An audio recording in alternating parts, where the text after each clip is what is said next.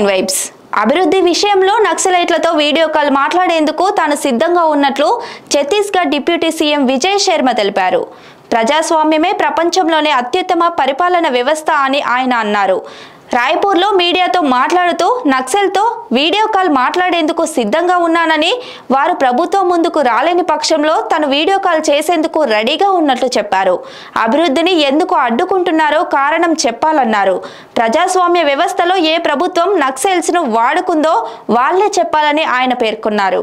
ఆ రాష్ట్ర హోంశాఖ బాధ్యతలు కూడా విజయ్ శర్మ వద్దే ఉన్నాయి. నక్సల్స్ గురించి ప్రశ్న వేసిన సమయంలో ఆయన మాట్లాడుతూ రోడ్లు, బ్రిడ్జ్ల నిర్మాణాన్ని నక్సల్స్ వ్యతిరేకిస్తున్నారంటూ, కానీ ఇటీవల రోడ్లు కావాలంటూ వాళ్ళు కరపత్రాలను జారీ విడిచారని గుర్తు చేశారు.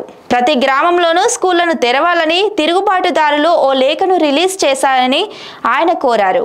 అబూజమద్ నారాయణపూర్లో అడవుల్లో ఉంటున్న యువతను కలిశానని, ముంబైకి వెళ్లి హీరోలు కావాలన్న ఆశ వారిలో ఉందని, కానీ తమ గ్రామంలో అభివృద్ధిని వాళ్ళు ఆకాంక్షిస్తున్నారని డిప్యూటీ సీఎం విజయ్ శర్మ తెలిపారు. మరిన్ని అప్డేట్స్ కోసం చూస్తూనే ఉండండి 9 వైబ్స్.